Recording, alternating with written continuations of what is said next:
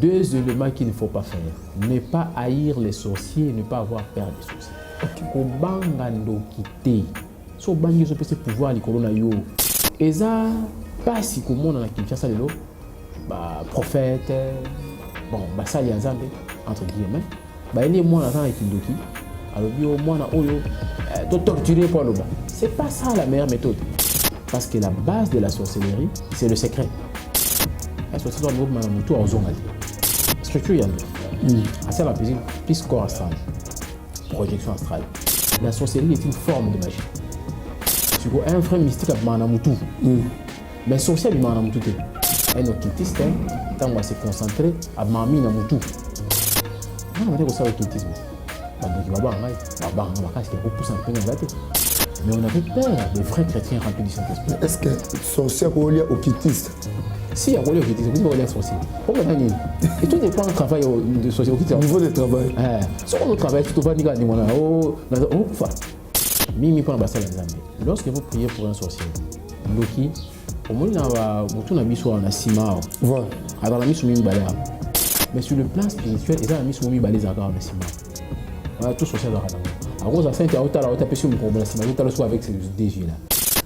Mais quand tu les regardes, on comprend même certaines réalités à vivre si tu n'as pas Christ Jésus. Parce que nous avons décrit à maîtriser pour l'art.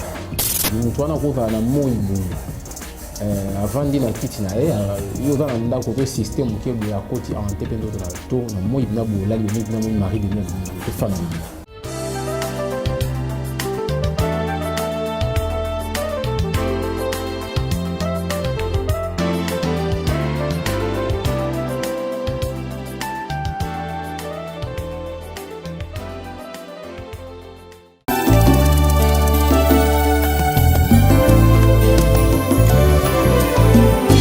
Éternel, je lève à toi mon âme.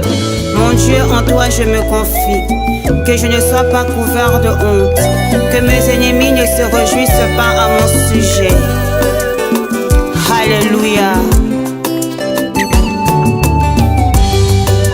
Zambena Brahma, Isakana Yakobo, Olongisaki Daniele, Nalibula Bakosi.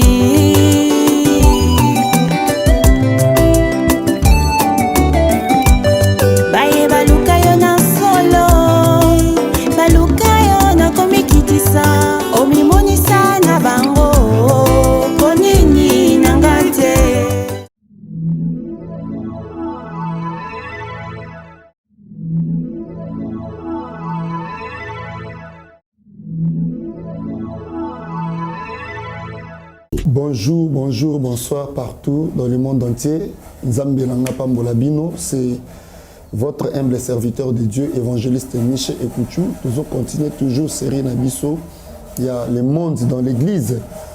Tozo Yambela Bino, moi na Nzambe, Oazalaki, un ancien sorcier, un ancien magicien.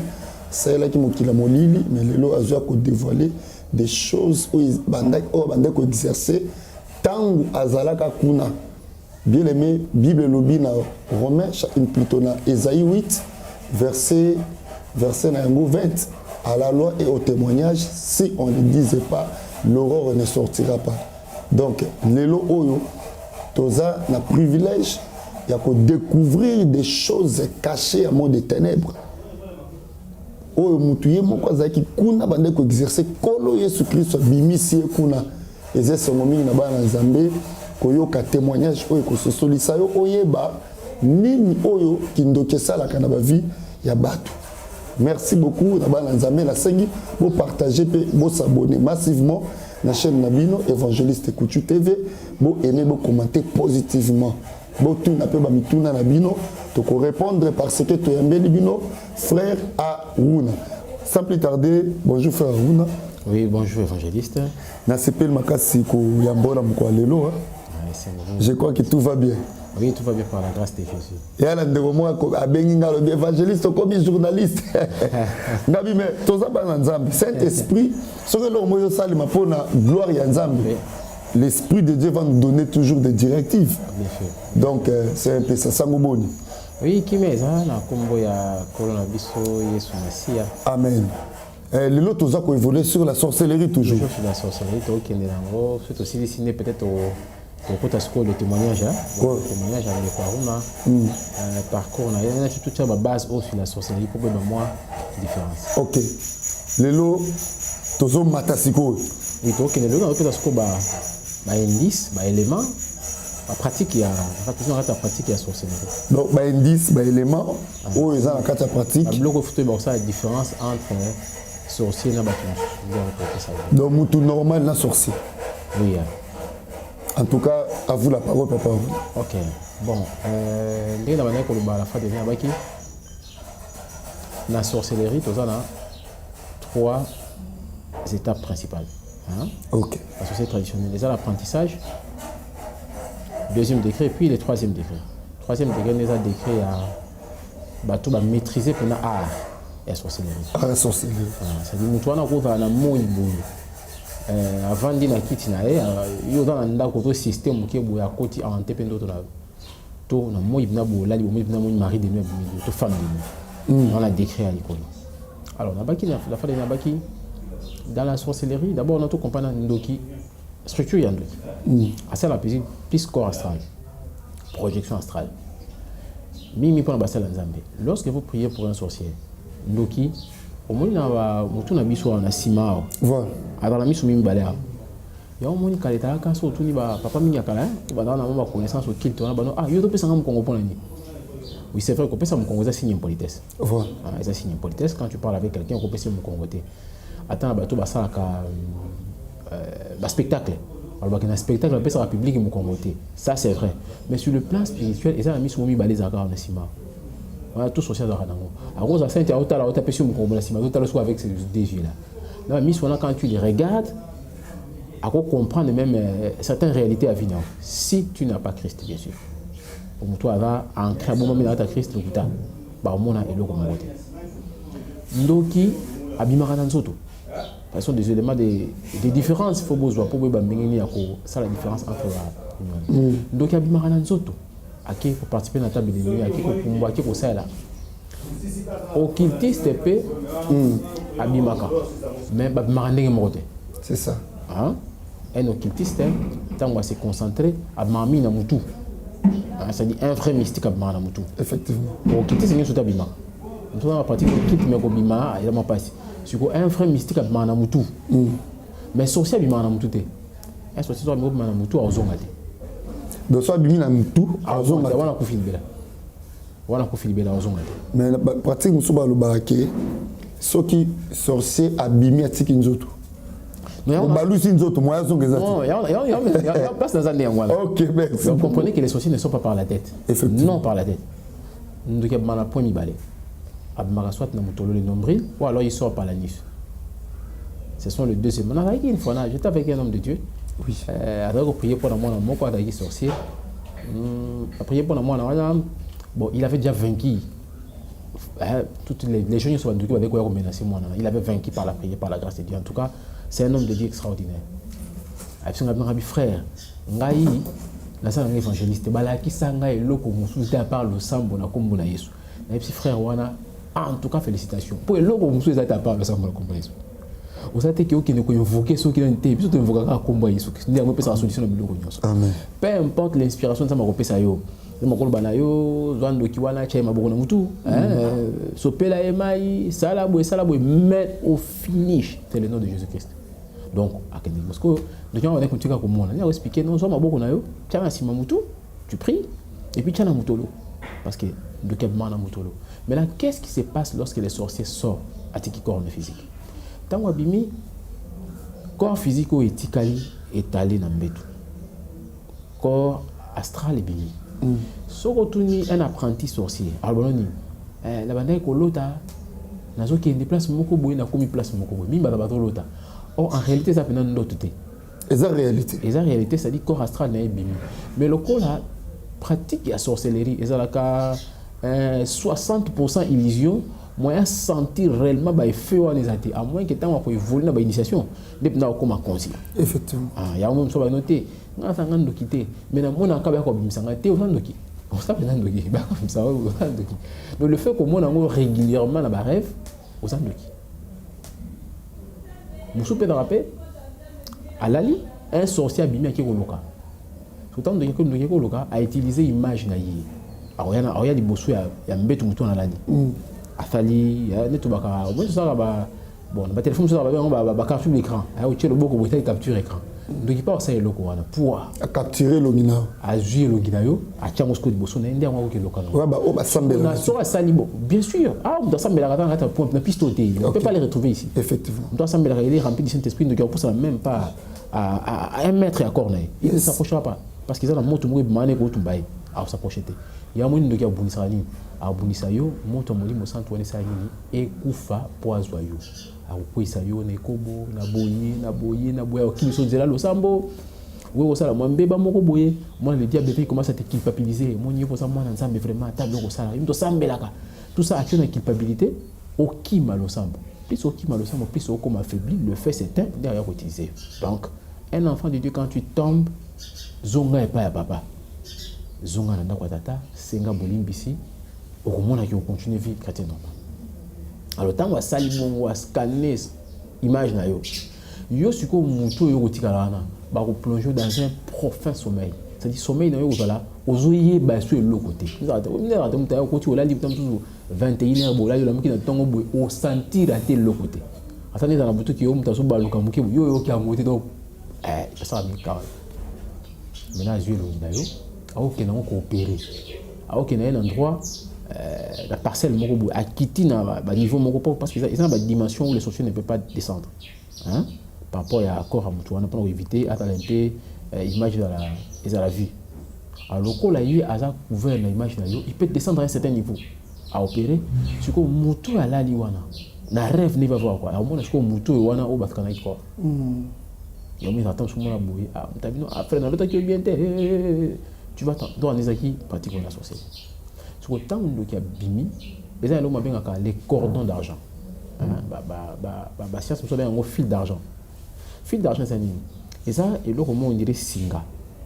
Singa, et ben, on a parti à Moutolo, et il y a un niveau poitrine, il y a Moulaï. Et ça, les bandes en couleur argentique. Plus au pouce, plus c'est ça, ils ont varié la couleur. Forme nango. La couleur nango, il va d'une personne à une autre. Mais ce que bimi un corps physique na yo en train de regarder ça là, depuis le plan astral au moins on dirait au moins tant to ka tant ba fumer ba melaka so la vie cigarette na simbi ngo boy au moins on va fumer mo ka bleu mataka boy OK ne peut ça forme ya cordon d'argent et quand même parce que ces cordons d'argent des autres permettre ndoki wana place azali relier na nini na corps na physique ce cordon d'argent na elingaka ba mouvement mususu te et ça na ba angle mususu ko tiango. Tant qu'il y a ça maintenant, atterrissage pas contre tout un physique à raté. À raté, à côté, alors soit raté plusieurs fois, c'est fini, on a sauté, on a tout bien ramené les voix. La confie. Parce que tant que volé on a, donc tant que bima emprunter un véhicule pour aller pour la voyage. Pour le déplacement là. Soit par exemple, en ce qui est net, il y a na commune Ngalima, na qui na Gombe.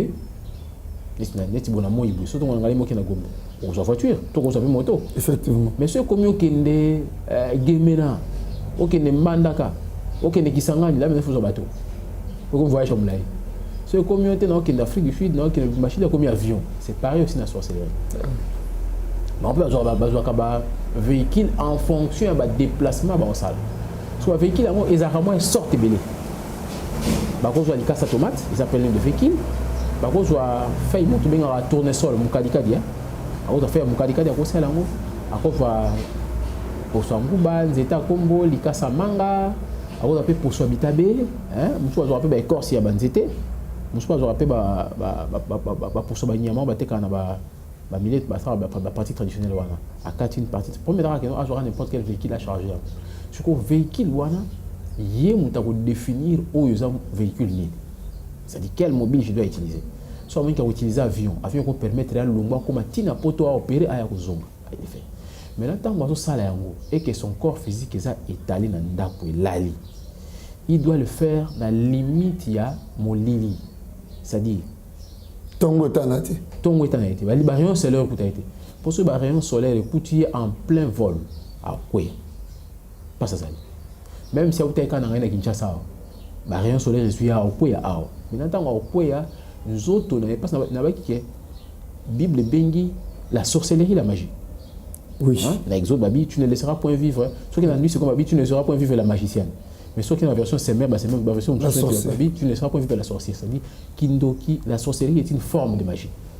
Maintenant il y a la différence la différence on appelle ça longtemps après magie noire, magie blanche, magie rouge, tout ça c'est de la magie. La différence on va dire après. Alors, ce que comme dans la magie, qu'est-ce qui va arriver? Nous autres, on a une physique qui est dans le et au sein et lis-moi. Parce que place il y a quoi, corps astral né et qu'on quitte corps physique, il va rejoindre corps physique. Donc, nous autres, on pense physiquement c'est ça la force même de la magie. Et maintenant, quand tu descends comme ça, qu'est-ce qui arrive? À perdre de mémoire, on a combien de zengi? Voilà. Pourquoi?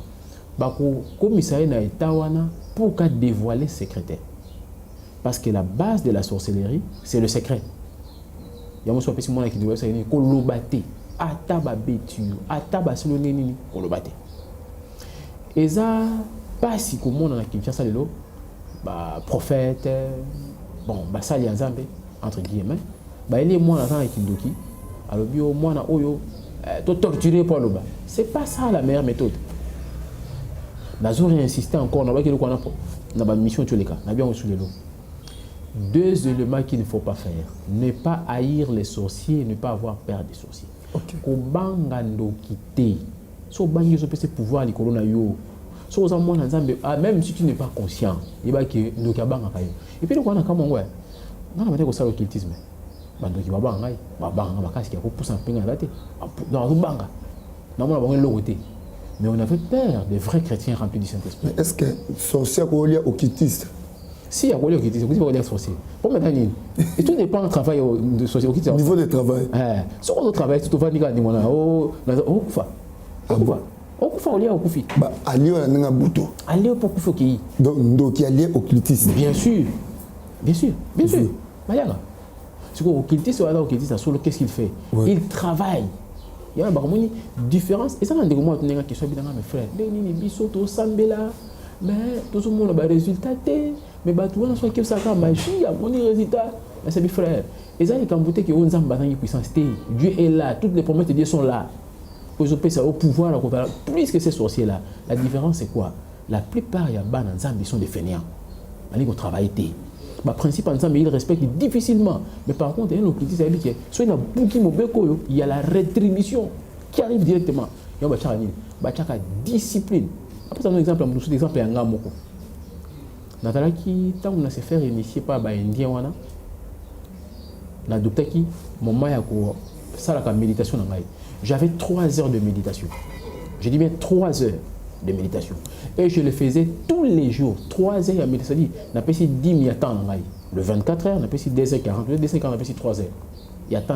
Dans sa méditation, tous les jours, pendant tous ces 19 ans, on a passé dans le mouvement. Je ne faisais que cette méditation. Pendant 3 heures. Je suis venu à Christ. Je suis venu à pendant 10 minutes. Au bailli. Moi, dans un bar, je suis là. Lorsque Tali va filmer, c'est à ce moment-là qu'il va aller prier. Non, on comprend la tête, parce que nous aussi affaiblir les autres. Dans ce que tu as regardé, dans ce que tu as fait. Et on se ressemble comme oh, pour aller prier, tant qu'on a makasi, ou même que nous pongez on a mis sous tes autres makasi, parce qu'il ressemble là réellement. C'est une différence, quoi. Il faut bien intercesseur, boya tout semble là. Tout ça, on a 1 heure d'intercession. Tout le monde de 18h à 19h. Moutabi qui est trop à 18h juste, tout ça 19h juste. Mais lui s'arrange pour qu'on commence à 18h35. Ou il y a bon de la 1 heure, il y a bon de 25 minutes. Osuma qui non tout ça gagné. Et ça il est beaucoup il s'affaiblit. C'est quoi le résultat comment? Alors que nous quittons mais vous travaillez, mais tu n'as pas ça la première sortie dans hors du corps, voyage astral, ça m'a pris du temps.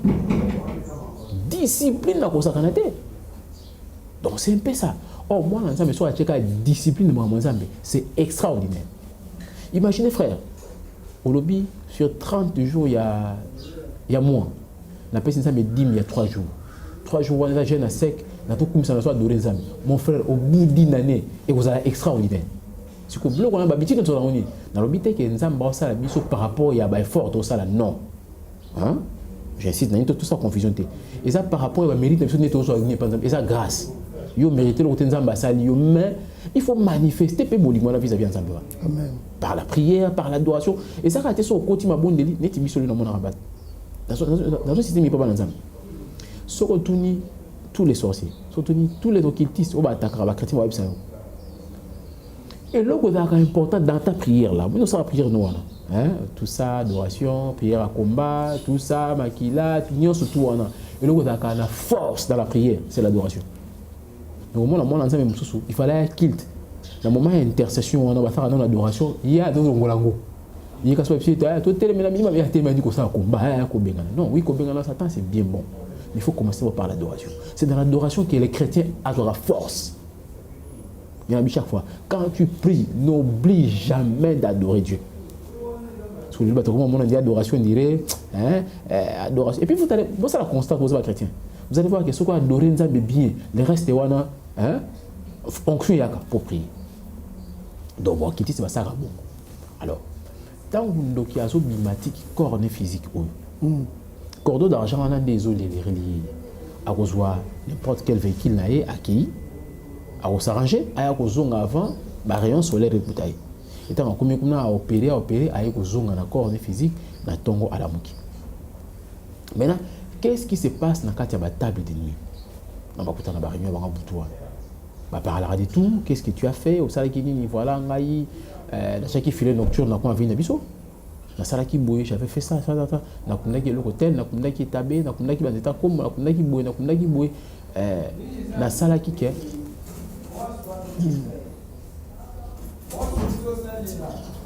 dans Salaki Boye, de sorte qu'il y avait une abisso, bana basi babalate. Dans Salaki Boye, la famille Nabiso n'a imposé loi moko et ça que non, ceux qui m'ont abali à Obotate.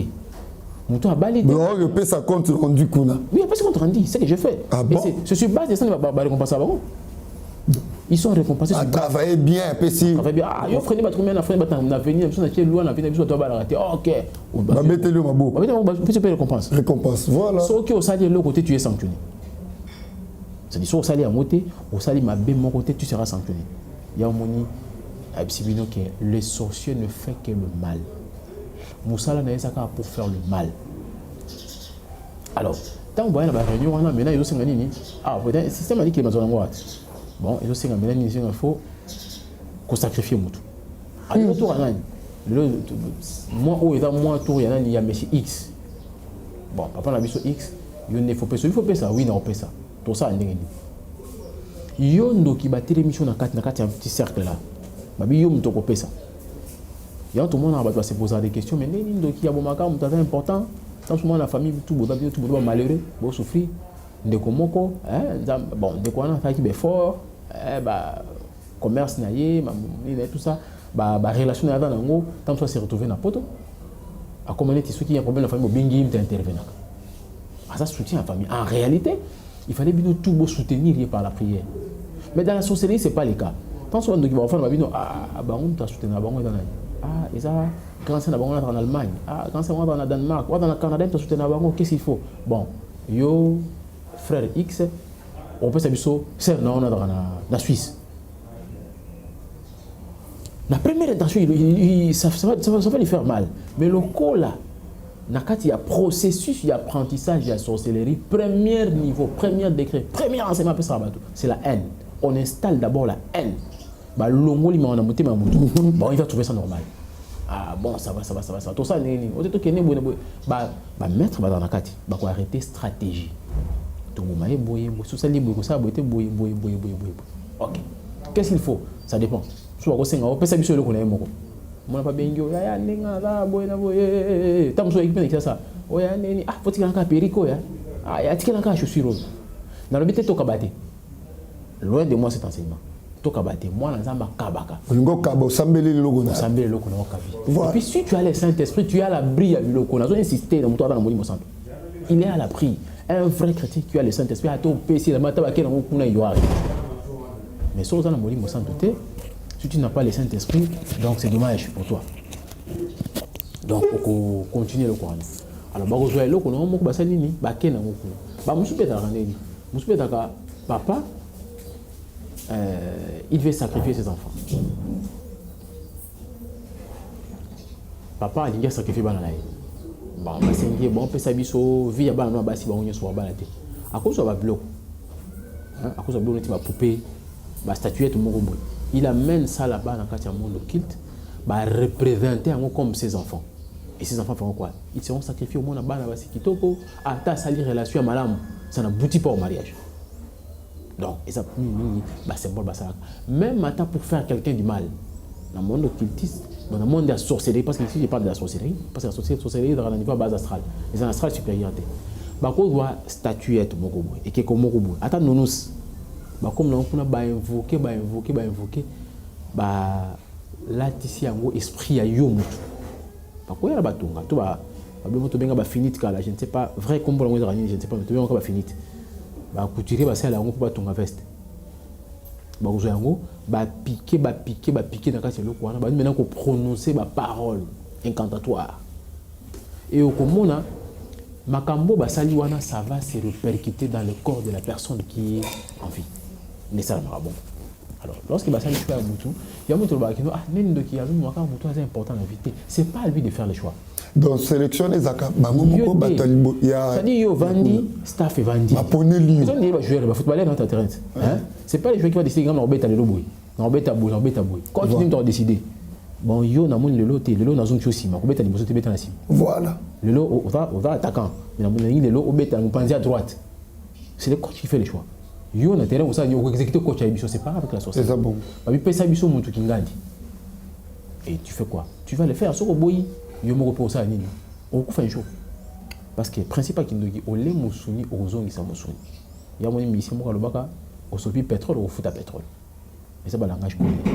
Est-ce que les sorciers se servent aussi le mot ça elo mo boy au pesaki et comme tour ba pe yo zongisa ozongisité il peut se servir même na bino no yo akoto nyongo akoto na nyongo il y a des fois ça va tout ça dans ba lukio hein ba tout le commerce na ba ko quitter ba bondi commerce no ça ba ko aussi ba des business ah moi je suis trop zo ndingi to pour ese ndingi ah rien ah nini ah asaka likelemba na banani asaka likelemba mama moko atalaka place X ah OK basaka likelemba na dame moi je m'autaka Bruxelles ya ka OK ça va. Au moins on appelle un sorcier avec son argent sale, son argent souillé à sa vie. À côté de l'équilibre. Il y a un moment d'abord dans l'équilibre, il y a un moko. Et ça notion à sorcellerie. Bah il y a un mot. Bien sûr, tous les mois là, on peut faire le but de l'épinglite. OK. L'équilibre là. Il y a un peu plus de confirmer. On peut ça du mois là, tous les mois là, comme la tour là comme boy. C'est ça. Bon, on a boy qui ndene. Et bah sorcier bon peu. Non, le problème c'est quoi? Et sur le plan astral, il est sorcier. Mais sur le plan physique, il est humain. Vous comprenez? Tu vois, moi qui yanké. Mais qui yanké, on a une intervention divine qui a gagné dans la soirée. Je connais un garçon, dans la bombe. Papa m'a dit un grand sorcier. Si on a dit qu'il y a un peu de sorcellerie de conservation. Ah, t'es un gars, t'es ma grand-mère. Comme ça, tu es la grand-mère, on a lingué les boules. Tout. Balena nuit, papa qui va aller moi, c'est ce que banana. Moi, on a mon bali, mon lelo. Va bloquer ma collecte en braté. Il fait ça. Peu comme à un certain niveau, pesa mutu boyo kokate, pesa mutu kokate. Baleki si omo. So ko si omo ko banyongo yo liaka. Liaka mona X y ba ko ya ko futa ya ko famille. Et moi je me suis bah tout papa ko fa kala mais ba so continuer ko lia ba ko ani banyongo papa tikaka. Ba ko susciter pe mutu mo ko ba ko fa ki ba ko confier le pain. D'être le pain. Ouais, yo so ba te on est base c'est ça nyongo ya butu. Ils vont faire quoi? Ils vont garder le monsieur têtu. Pour têtu, pour santé, ça va. Et ça, mon stratégie à sorcellerie. Tant que ça, la choix, il y a une demi. Mais pour la banane, l'explication de la mission, tous les cas, de la représentation. Parce que tant que tu as un coup de fil, tu as un coup de fil, maman, moi, sœur, simba, la famille, un coup de fil. Qu'est-ce qui se passe? À moins de un coup de fil. Et ça, et puis ça a souci en tant qu'humain. Ah, donc biso appena donc situation que mon boule toi na mutu ya soutenir bisoté. Ah, l'état malade biso wana qui et ça fait quoi? Ça renforce la haine. Autant où il y a on s'est retrouvé devant les conseils pour décider moi na voisin ko pesa na pour la muta pas maté il y a pas contact mon de mal ok des ma belle na ma ba compter toujours que ça ma pour les autres donc c'est un peu ça il faut il y a même na chaque parent ko lingate moi na ko c'est la sorcellerie ndako à cause ça ba dégâts tant yo découvrir et que ça trop tard déjà botimisi ça trop tard nous avons bandé na bon ngai na ko envoûté à travers ba salité na ngai il va faire en sorte que dans le quartier mon bien bato bazala kana bato moko civilisé banda ko ça bien mais lui il va sortir na balabala le monde a tout ça les grands besoins la balabala pour que mutu nyo soit vu les kana ça ni amone ngo azala agent prêtre envoûtement donc c'est ça donc des pratiques comme ça ça monsieur peut refaire quelque chose bah filer donc tu vas faire un point à venir wana mutu yo ça venir soka o leki wana aux quelque chose mais on a chaque fois aux âges conducteurs aux âges chauffeurs aux âges moto il y a véhicule aux âges ceux qui nous ça comme mana tongo on a un retard non qui était retard par rapport à l'ensemble de la ça attend quelques minutes il y a prière avant bima parce que avenue aux bima portail aux bima grille à parcelle aux bima on y éviter qu'est-ce qu'il y a devant donc pratique la sorcellerie et ça complexe ça dit chaque fois bah retard une nouvelle stratégie objectif est pour faire taire et puis nous avons ça la vol ne wana soit ça les vol ne soit que place wana église moi bon là il y a même utilisé terme église c'était pour les gens vont croire que l'église union sont des abontés là où les gens prient bateau tomber là-bas dans le centre bah contre la 2 ou 3 bah contre la paix groupe intercession bah contre la paix dans une église et qu'on appelle montrer pas dans un ndako assemblée la makasi bah assemblée là wana il est en train de voler, il faut qu'il y ait espace. Champ et Zamakas, champ magnétique. Na scientifique espace aérien à bateau. Parce que toi c'est le makasi à contrôler l'espace mon robot. Au biso na électricité tombé dans effet de proximité. OK. Effet de proximité. Dans ensemble la awa champ magnétique il y a moto nzambe et lui contrôle vraiment même il y a espace il y a 80 mètres à yo. Parce que donc on est dépendant en fonction intimité mon ça. Voilà. Moto a fort spirituellement. Non seulement il peut protéger la chambre, mais protéger toute la maison, voire même toute la parcelle. Effectivement. Il y a une chose d'accord, quand on le prend moi ko futé là, ton immeuble moi ko vanda. Ou même te balingi yo te il faut qu'il ça dit présence na yo ba lo sambo yo au mona moté mais ça ka muto yo azako wa kana miso ya molili nda au mona effectivement so plus oza na intimité dans mais plus aux autres espaces mo ka moné ya mo ça azo voler so ka voler devant place ba sambela makasi so ki asali erera ko kwe ya mo ka maté to ina prière d'intercession bo to ndo ya kwe non c'est ça la force de la prière. Voilà. Mais il va être prudent pour éviter ces gens. Donc, avant de comme ça, c'est le rapport sexuel. Très bien. Surtout, et le rapport sexuel sur le plan spirituel et alliance. Et tu le veux ou pas? Et alliance. Sur alliance, c'est ça entre Batoumi, Balé, Abala, Mozaka Malam. Malam. Batoyo, Bayokani. Sur base, il y a le Komokoboué. Bah ça l'alliance ça marche bien mais ceux qui bossent l'alliance mutu ya malamu na mutu ya mabe qu'est-ce qui arrive mutu ya mabe il doit toujours tendance sur ça il y a que dribbler mutu ya malamu pour y contrôler parce qu'il y a ça mabe bah quand c'est ça mabe il n'a que de mauvaises intentions effectivement alors quand on a essayé bon on ça la boue siko lorsque vous vous réunissez dans mutu il y a ça négatif il y a positif et pendant l'acte sexuel pouvoir na négatif ça et dominer et tant que dominer pour à joyeux bien là maintenant je m'adresse à bande qu'on a sur base pour que pouvoir na maléfique et dominer malamu à pousser on va pratiquer au tomber ngaka sodomie la pratique ça normalité sur le plan sexuel parce que il y a autant en Bible comme autant en Bible quand même vous savez il y a des pratiques où on s'en besoin interdit à zobo ya pourquoi asi bana Israël bo sala ngote ça ba pratique oyo mabota o boto kende ko remplacer on a mboka ba ko sala ba pratique mabe bo sala ngote pour vous mais au moins que muto négatif il aura tendance à faire quoi à pousser yo ça va pratique wana négative ba sodomie blomandimba. Et quand tu le fais, qu'est-ce qui arrive? Yo en tant que moi ensemble tu t'affaiblis. Yo en tant que moto ça positif. Tu t'affaiblis, lui maintenant en tant que négatif ça ni azomata. Maintenant vous allez vous retrouver 50% négatif, 50% positif et mati beaucoup comme 80% négatif à engloutir. Il y a dans la plupart des cas, bah ça ils prennent l'énergie à bateau. Pourtant la plupart bateau bah ça pratique occulte, pratique occulte, bah sorcier, banane. Ils aiment toujours que ça va pratiquer que je ne peux pas dire ici on vous prend toujours par derrière. Et ça façon ça il y a qu'on rançonner, qu'on joyeux énergie. Donc c'est-à-dire outside la étoile la chance na yo, tirer à moi. Alors, na kati ya sorcellerie vous chose akapé ba ko zo mwana moko. Azaneti point d'atterrissage. Azaneti témoin moko wana. Azaneti yotumeka sentinelle azali kolo ya tout. Parce que mutu wana lokola va wana pour donner les informations nécessaires na staff ya ba sorcier wana, on fait quoi? Bah aujourd'hui on attend pour commissaire Kizengi. Pour commissaire Kizengi, tout le monde dit bon, tout bien attention sur la biso, il y a des Kizengi à royauté. Nous avons déjà quoi enregistrer. Au moins système de ça là il y a bah système à répondeur, le mis en WhatsApp. Au luki mutu suite au tiki message vocal, voice. On a pas la anglophone, message vocal. Il y a tant où on s'en koya soka fungo le téléphone et ça il va avec une voice note. Avec au 2 3 4 5 fois, soit c'est de madame. Mais c'est pratiquement ce qu'ils font les sorciers. Dans le quartier, la vie qui bat dans le quartier, c'est une place telle.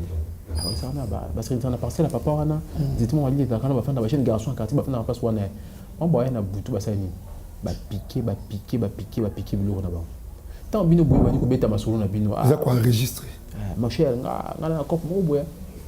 Je peux na compagnie simbi penda. Je peux na du chance. Na OK Mikili. Si on a eu chance, dans un bon moment, on a eu si on a eu chance, mon cher, dans un boulot, bien, tout ce qui est bien pour la vie. Nous avons des voix sur ça. Ils ont quoi enregistrer? Ils vont balancer voix sur ça. Oh, il y a une qui a balle. Je suis dans la carte, il va dire combat. Tous ces années, ils ont eu moko. Parce que cet endroit est qui pété. Oui, dans le salon, on a fait oui, mais là, on s'en fait dans salon de filles. Parce que vous avez un salon de coiffure, vous avez bâti nos souki. Vous avez tout ce qui est à vie. Bon, ce qu'on va protéger. Parce que la meilleure protection, c'est en Christ. On va protéger, on va l'abri à Biloko.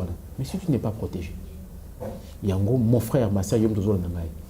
Et ça, c'est le combattre la yoko le cas Christ. Ce qu'on dit, on va à l'abri, on va à l'écart de Biloko. Il faut qu'on a vu dans ça, on peut s'ailler sous place. Pour exemple, chrétien, Yamba Yesu. Tu vois qu'il y a une émission, ça l'appelle Yamba Yesu. Yamba Yesu, ce Dieu-là va te protéger, on va l'abri à Biloko. Nous sommes à Yamba Yesu. Batana Yesu na mai, Yesu atana barque, mais Yesu atana kolala. La moussaï. Alors, dans la facilité, il y a quoi apaiser tempête, puis on continue. On prend, on commence à débalancer. C'est-à-dire, on a victime à cause de Yomoko. Donc, il y a un système informatisation, il y a une sorcellerie. Mais téléphone. Système informatisation. Téléphone, tout ça, il y a oui. Donc, le téléphone, il n'y a pas longtemps. Tu as un téléphone fixe, tu as un téléphone portable, mais nous avons un téléphone banal. La innovation, il y a moins de ténèbres. Il y a qui mais bien, tout le monde a une invention. Et ça a un scientifique.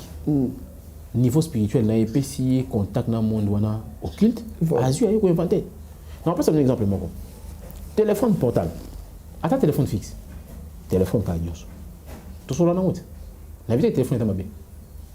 Mais le téléphone est un instrument où les diables utilisent pour nous kangabiso. Bon, ça la constat. Si on vend devant le téléphone là, surtout avec les réseaux sociaux, tu peux faire même 3 heures. 3 heures dans le téléphone. Oh là la tête. Vous encouragez. Vous travaillez, vous commentez, vous avez la vidéo, vous séquez dans le téléphone pour y aller. Mais prenez un peu la Bible. Hein? Tout bateau, vie de prier, l'état moi pendant ma capacité. Prenez la Bible et commencez à lire. Au moins 20 minutes à Bible pour dire. Oh, qu'est-ce qu'il y a dans les téléphones? Le téléphone est juste en otage. Pourquoi? Dans le téléphone, il y a la marque. 666. Donc il y a la marque 666 dans le téléphone. Alors c'est mon exercice, mon place aux alliés. Tant que frère, vous n'avez pas les ici. Zoa téléphone là, hein? Place aux alliés, zoa téléphone là, fungo là. N'importe quel téléphone. Ils ont la fixe, ils ont la porte, ils ont la nuit, Android, iPhone, téléphone, tout. Sur le téléphone là, au moins il y a un téléphone. Option principale, ils appellent. C'est-à-dire, peu importe ce que tu fais. Ceux qui appellent, écoutez ça, et quand tu as coopération. Si tu as un téléphone, ça l'appelle. Le téléphone, ça l'appelle. Au moins, le clavier, il y a une touche. Attends, au moins, il y a 4 lignes. La ligne horizontale. Première ligne horizontale, ils allient 1, 2, 3. Deuxième ligne horizontale, ils allient 4, 5, 6. Troisième, ils allient 7, 8, 9. Il y a ceux qui allient étoile, 0, la dièse. Si pour décoder la marque, c'est quoi? Tu vois la première ligne horizontale. Aujourd'hui, 1 plus 2 et puis sur 3. Plus 3, et ça dit combien? Et ça dit 6. Ok, 6 en évidence. Vous voyez la deuxième ligne. 4 plus 5, ça vous donne 9. 9 plus 6, et ça dit 15. 15, et ça dit 1 à 5. Aujourd'hui, 1 plus 5 et puis sur 6. Deuxième 6. Vous voyez la troisième ligne. 8 et 7, 8. Et ça dit 15. 15 plus 9, ça fait 24. 2 plus 4, et ça dit 6. Ça vous donne les 3, 6. Codés dans 4 téléphones. Et le diable sait. Et puis au moins, tous les fabricants de téléphones, dérogant la règle. Ils sont toujours là comme ça. Même les Android, même tes touche. Téléphone, ils sont règle. Ça dit, l'INGA est quelque chose que tu peux utiliser. Mais soyez en otage. Aujourd'hui, avec les téléphones, on est capable de faire tout. Tout beau s'en avoir même. Tout beau intimité dans le téléphone. Tu passes beaucoup plus de temps avec ton téléphone qu'avec Dieu. Oh, il y a un moni, moi l'ensemble. Le téléphone, tout ça, la ambition. Même moi, je prends le temps, d'ailleurs, nous avons souhaité faire un groupe à WhatsApp pour toi, même toi, dans tout le monde, appelle les 4 téléphone. Téléphone. Pourquoi? Parce qu'il y a un temps où il faut s'occuper de sa vie, devant les créateurs. Au lieu devant les créateurs, tu humilies ton âme devant Dieu. Mais ça, c'est que le téléphone, parce que mon qui vidéo, moi, qui parce que frère, vous avez une émission, au Katina Tana, la prière, non. Donc, ce sont les éléments. Au téléphone, il y a aussi la wana. Donc, il peut communiquer à distance dans mon toit avant n'importe où. Et maintenant, pour chuter, les sorciers sont organisés. C'est la solidarité collée quand même bas fumeur. Dans la parcelle, vous avez place Moroboé, mais il y a aussi Kinshasa, avec le Lokamutu la France, l'Allemagne, la Suisse, le Canada, il peut arriver là-bas dans la distance où tu es et dès qu'il arrive là-bas, il faut le cas. Il va contrôler le secteur Wana. On est Yambaye. Vous voyez pas, n'est pas Ndeko Kingani. Mais attention, on n'est pas sur Kenwana. Immeuble avant Dakawana, un appartement tel, il y a un pasteur, il y a un homme de Dieu. Il y a une femme de prière là-bas. Keba. So, Keboye, et aussi Mbabente. Ça, elle a emprunté cette voie. Ok, bon, on s'en est dit, ils s'organisent, mais il y a toute une coalition en dehors, il y a Vinayo. Ils ont préparé pour te faire du mal. Mon frère, ma soeur, vous voulez te donner quelques minutes seulement à Jésus par la prière. Ils ont un embêtement, un dérangement. Tu penses que c'est Longwe, Afrique, aucune Europe, ne combien à l'abri de la sorcellerie? C'est faux. C'est faux. Moi, j'en connais plusieurs. Na bonne na bande ko belé na téléphone. Alors moi qui n'tient ça qui n'a pas kindo qui l'année type na bazo continue comme ça. Musuku ta na poto. Alors ta ka parcelle familiale passe ba kolaka. Alors qu'à l'on le ça fait plus de 30 ans. Donc, faut faire attention. Pour être à l'abri dans le banc chaque fois. Mon frère, ma sœur, bon c'est utile. La vie à tout. On a besoin de bon pour vivre parce que le monde actuel c'est l'argent. Tout communication, déplacement, tout est en bon. Mais n'oublie pas le Saint-Esprit. C'est important dans la vie. Il n'y a que le Saint-Esprit qui peut vous mettre à l'abri de la pratique. Pendant moi, dans Zambo à Saint-Bernard, on a vu des prières. Koti Kamoli Mosanto. Tu es attristé par des mauvais comportements. Tout ce que tu auras à faire, la vie, est-ce que pratique ou non, ça là où? Et attristé Moli Mosanto.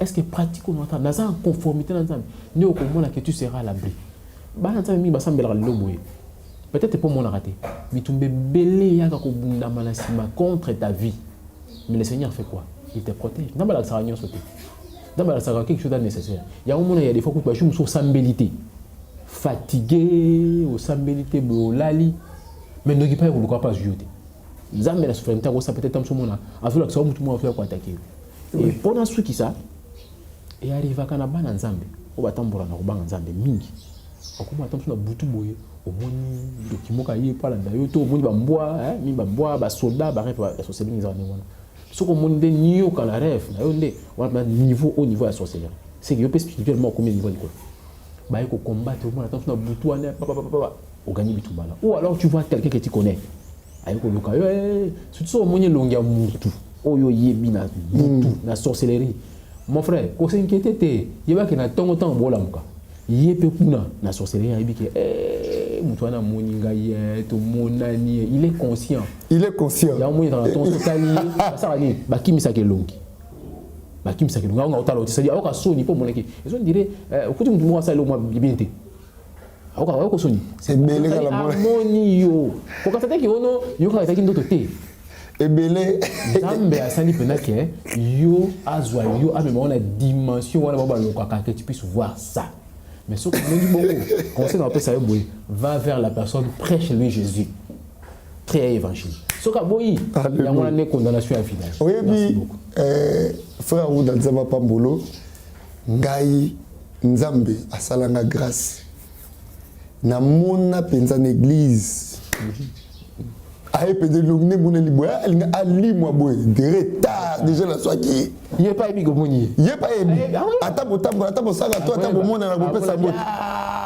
tipo na moninga ya donc ata boko za le na ébi ka ébi que na randoki avant ça va réserve tipo à comprendre nga ya donc ça va bon mais son mon beau c'est que pouvoir n'est pas dans non problème on a fait rien déjà bien sûr parce que quand on yo monde bon ya za sorcier za société une personne qui n'a pas la sorcellerie ce bah putain a un sorcier na plan astral avec qui n'a pouvoir effectivement avec qui n'a pouvoir parce que lui sort né unité oui c'est ça la différence bon beaucoup de mutu yo ça évidemment qui aura honte mutu c'est pareil son moni yo qui n'a pouvoir alors sois courage profitez de l'évangile.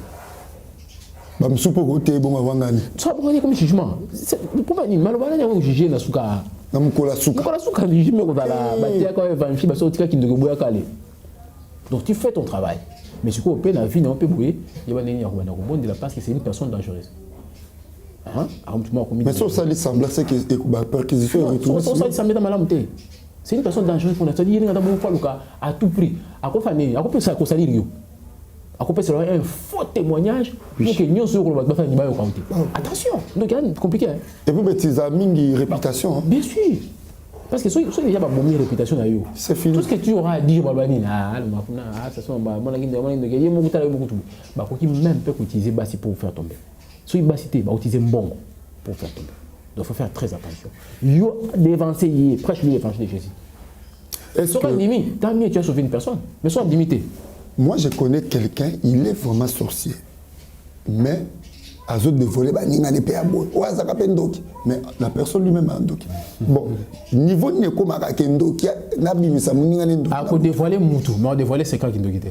C'est ça la différence. Pas les secrets. On dévoile Moutou, mais c'est quand on dévoile. Surtout, il y a avant l'explication, on peut ça.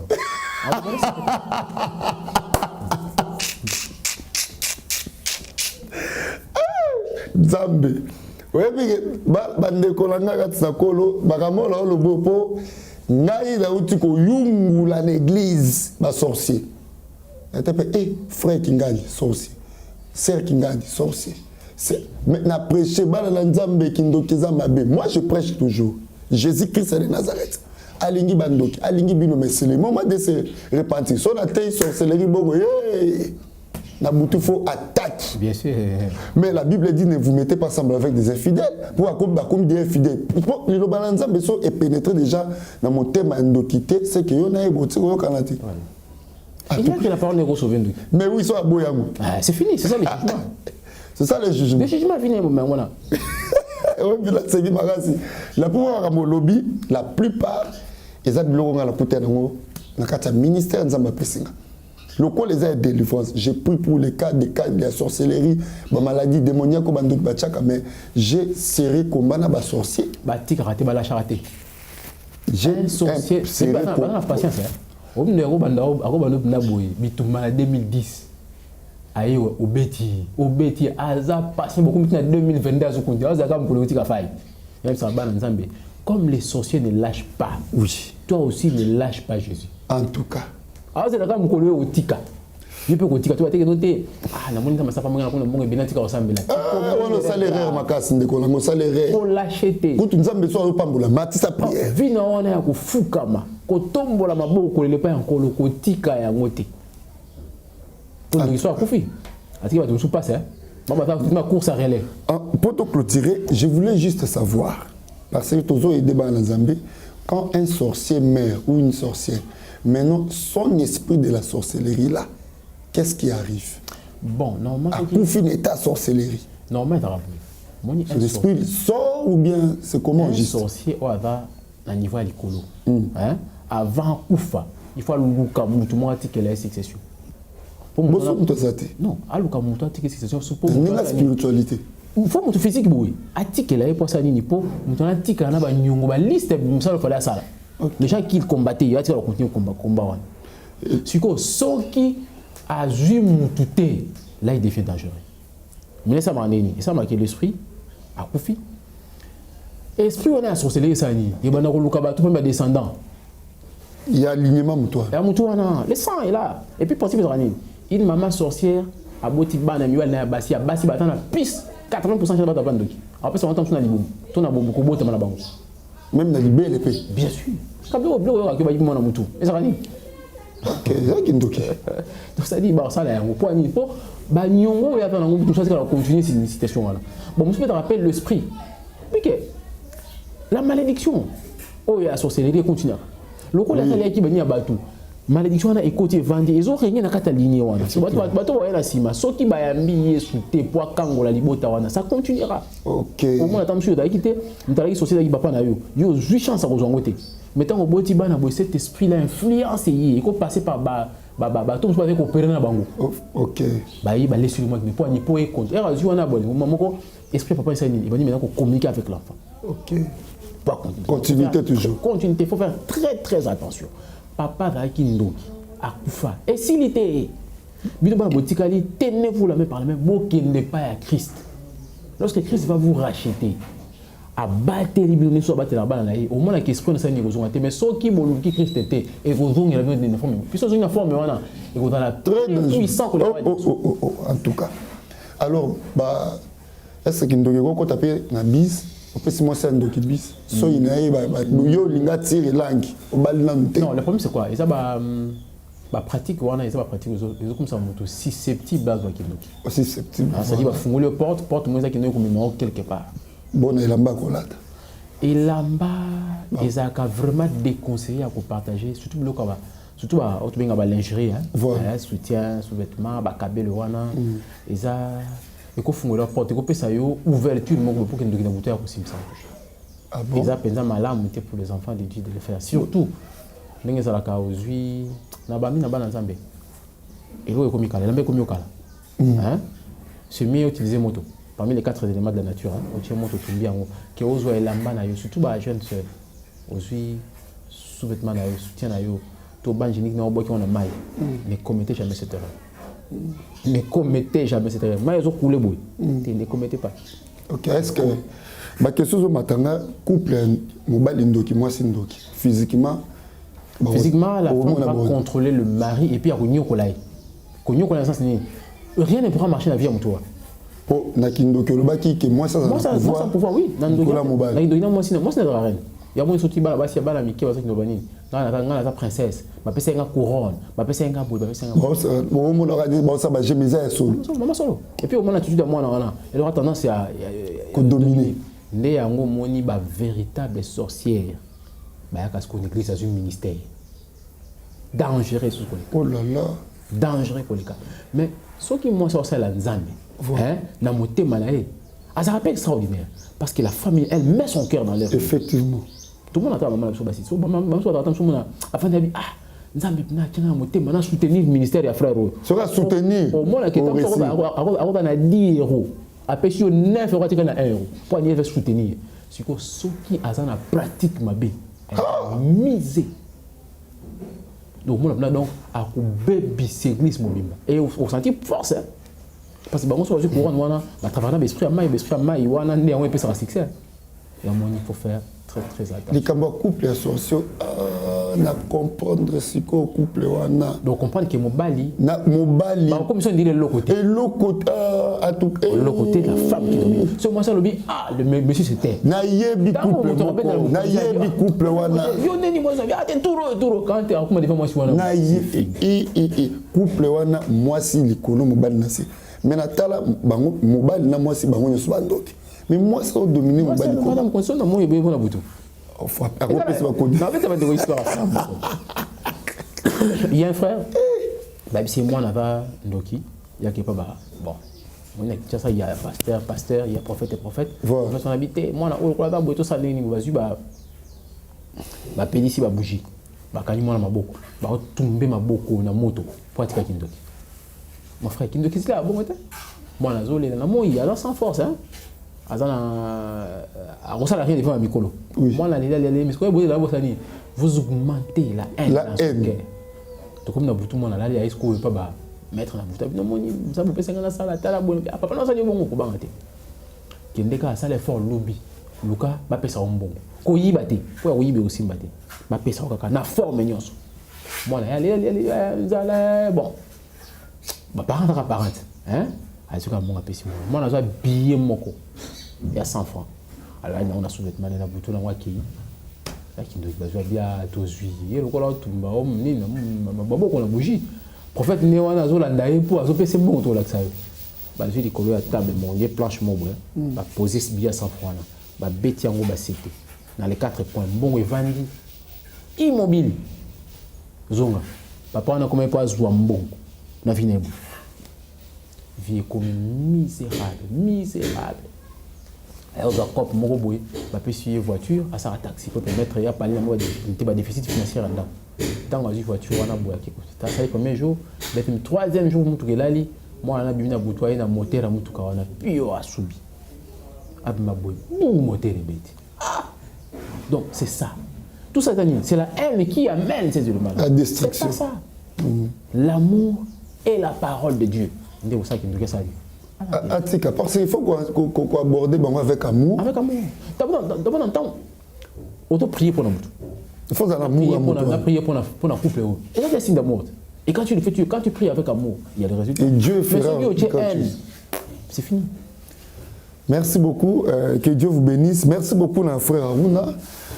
Bana Nzambe, vous partagez, vous aimez, vous commentez positivement. Vous avez des questions à Bino. Frère Aruna Tozanae, le lot a parlé sur la sorcellerie, comment elle fonctionne. J'espère que vous avez vraiment aimé pour la Nabiso. Moi, c'est l'évangéliste Michel Kouchou, un serviteur de Dieu de ministère. Dans une église, dans la commune Yangalema, dans le quartier Kamunganga, à Kamunganga, venu Dianté, la numéro 14. Mission de Zambapé Singeza, il y a délivrance. Les lots, oyo, makambo, tout ça, là, quand on pratique à l'église, qu'on détruit la force à sorcellerie, bon, mon île, le frère Aruna, ex. Moutamisala Yamade, les lots Yesu, a commis ses disciples, a talisi biso, il fait comment il fonctionne. Banana Zambi, Kolo Yesu, a pambolo, mutolandi biso, naibike, ozawana, olandi biso attentivement, ceux qui occupent sa merci. Pesa collé sur merci na oyebi lelo otikala ko ebati. Bien aimé la pesimbote na Florence Aguizo depuis Winnipeg na Canada. Merci beaucoup na pasteur Cathy Santos na Canada toujours na Winnipeg. Que Dieu bénisse na Pamboli Nzambe mbote na ngako comme pas sœur Carole Pongo na Bruxelles. Na pesi mbote langa lisusu na bien aimé nyonso bolanda kabiso bo partager bo aimer bo commenter ndeko na no Jésus-Christ c'était 30 secondes seulement ça peut changer ta vie pour bikisi vie bo moina répéter si malabiso kolo Yesu Christo na fungo li motema nanga nayambi lokola mokonzi pe mobikisi nanga limbisa masumu nanga koma kombo nanga na livre de vie libela na kombo Jésus-Christ amen. Numéro frère on est cause à l'affiche ba na Nzambe kolo Yesu a pambola bino prochainement toko continuer 5e numéro na biso na habité frère on a toko aborder nini. Bon, tu vois que tu 5e partie. Tout ça à partir de la sorcellerie, puis tu as maintenant sur l'occultisme. Effectivement, tu as la 5e partie, c'est la sorcellerie, et puis tu as abordé l'occultisme. Nzamba Pambola Bino, bye bye. Peuple de Dieu, shalom. Satan a commis 666 manières pour que bébé ça va destin ya bana ya Seigneur Jésus-Christ de Nazareth. Na destin na yo, oza na yo pauvreté, mais na destin oyo Satan a pesi yo au commis pauvre. À côté si célibat, à côté si ba blocage, à côté si ba esprit de mort, à côté si bana ba autisme ba yaki ba biki, ba o bazala ki na ba blocage, ba débloquer, vina ba changer, o bazala mikumba na bango, bo ya na ngo epai na Nzambe yemo kwa ko décharger bino botala o ba kobi décharger nakoko ko bomba te bolamu Nzambe salinga prophète ba opportunité pour nga Clémence comment qui passe faveur et comment qui passe tango na zungi ba opportunité o nga na kutani nango na kutani na opportunité donc mutu nyo soza na besoin opportunité na vie ba porte fungwama ba chance sala donc okutana kana makambo malamu na nzela nga na une semaine on a utozonga na 2 semaines je suis heureuse et je suis vraiment heureuse que Nzamba pesinga ba faveur wana opportunité fungwami do ba difficulté on azaki ya ko kanganga ya makazi modèle Nzamba débloquer ngo na iba kiteke ko zana bo pété boy vraiment délivrance des abonnés très nécessaire. Je suis une femme, on a salaire business, on a linga makamuna qui est bien, mbongo pe monanaka et puis na zana faveur et pas batou tout ça na zana ba porter fungamaka en tout cas na sentir ngo. Makola mwana oyo zonga normal. Zonga abana kotambola. Bima. Libéré. Na ini susu parce que na pesa Nzambe merci na makambo salelinga. Ni pesa pe Nzambe merci parce que Nzambe atambwisi mwana bana nyoso o tu babotama na bango nyoso tu déjà batambola mwana nga azotambola te atakutu ko telema bolubeke mwana nga akozala koka donc après kaka mukolo na tango to yakani lobi no mwana nga ba mo atamboli mba moko akoma moko telema na lobaki déjà awa ezali terminus na zana besoin ba oyo batambola partout oyo ba luka ba délivrance simbate boya et pai na Nzambe nde bokobika nazo zela bino na moto.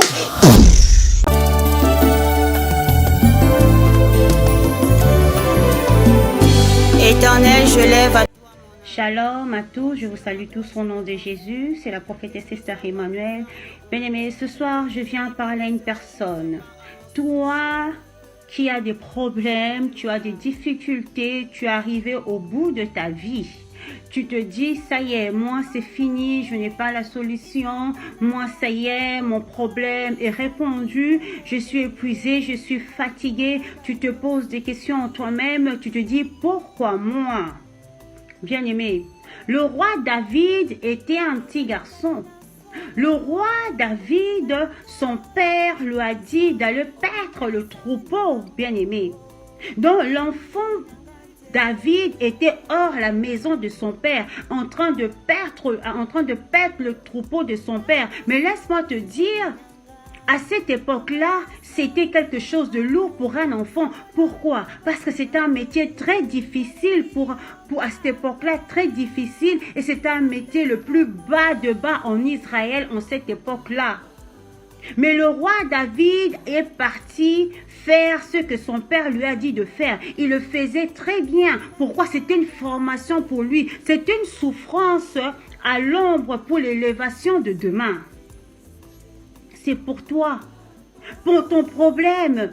C'est une souffrance à l'ombre pour une élévation de demain. Pourquoi le papa de David a choisi David? Parce que David en lui, il avait la chose de Dieu. Parce que David en lui, il y avait l'élévation en lui. Parce que David en lui, il y avait une étoile qui brillait. David devait passer par des moments difficiles, devait passer par les formations. David a rencontré beaucoup de difficultés pendant qu'il était en train de travailler pour son père. Tout autour du troupeau de son père, il y avait des bêtes sauvages. Qu'est-ce qui s'est s'est passé? À la longue, l'Éternel des armées a donné à David des stratégies comment vaincre et combattre les bêtes sauvages.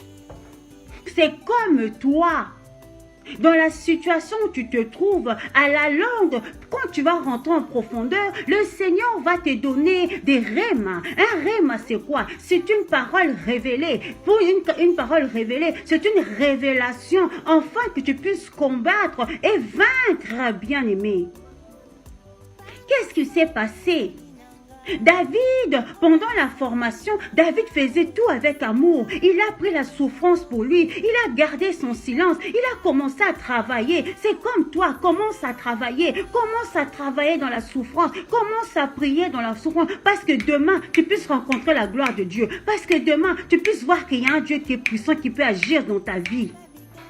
Bien-aimé, ce soir, vraiment, je tiens à te dire... Ton problème d'aujourd'hui, c'est pour la gloire de demain. Ta souffrance d'aujourd'hui, c'est pour la gloire de demain. Les humiliations d'aujourd'hui, c'est pour la gloire de demain, bien-aimé. Dans la situation actuelle, là où tu te trouves, tu te dis, mais Seigneur, comment je dois faire? Qu'est-ce que tu dois faire? Tu dois rentrer en profondeur. La profondeur attire la gloire de Dieu. David, pendant la formation, il est resté, il a été formé. Quand il est sorti de la formation, il a combattu Goliath. Il a combattu Goliath. Goliath est tombé. Les gens étaient étonnés. Comment un petit garçon a pu combattre Goliath? David n'avait pas peur de Goliath parce qu'il a pris la formation. Bien-aimé. David a dit, il a été jeune, il n'a jamais vu un juste abandonné et son fils mendiant son pain. Bien-aimé. Est-ce que vous savez que Dieu peut vous révéler, peut se révéler à vous d'une manière terrifiante? Nous pouvons aller lire Matthieu 14, versets 24 à 27. Vous allez voir que Dieu s'est révélé à Pierre et aux disciples d'une manière terrifiante. Ils ont cru que c'était un fantôme, or que c'était le roi des rois. Bien-aimé, ton problème aujourd'hui, c'est terrifiant, mais Dieu est dedans. Ta situation actuelle, elle est terrifiante. Dieu est dedans, bien-aimé. N'aie pas peur, monte en profondeur, bien-aimé. Dieu est capable de faire et Dieu va faire. Dieu va vraiment faire. Ça ne sert à rien d'aller raconter tes problèmes aux gens. Je vous dis la vérité. N'ayez pas raconté vos problèmes aux gens. Il y a des personnes qui peuvent vous dire, oui, c'est bien, fais ceci, fais cela. C'est très bien. Mais n'oubliez pas, il y a des conseils qui peuvent venir pour dévier. Ça va dévier la voix de l'Éternel. Laisse Dieu faire dans ta vie et tu verras la gloire de Dieu. David a dit dans Psaume 37, verset 25, « J'ai été jeune, j'ai vieilli, je n'ai jamais vu un juste abandonné, ni son fils mendiant son pain. » Reste connecté à Dieu. Réveille-toi la nuit, commence à prier. Prie pour ton mari, prie pour ton frère, ta soeur, prie pour ta vie. Dieu va donner la solution à ton problème. Il faut croire en Dieu. Marche la tête haute. Dieu ne t'a pas abandonné. Regarde David, il était en train de paître le troupeau, mais David est devenu roi en Israël. Ton élévation va étonner le monde entier. Ta situation, les gens vont parler de toi. Les gens qui te parlent en mal, ils vont changer de langage. Que mon Dieu vous bénisse. C'est la prophétesse Esther Emmanuel. Soyez tous bénis au nom de Jésus. Amen.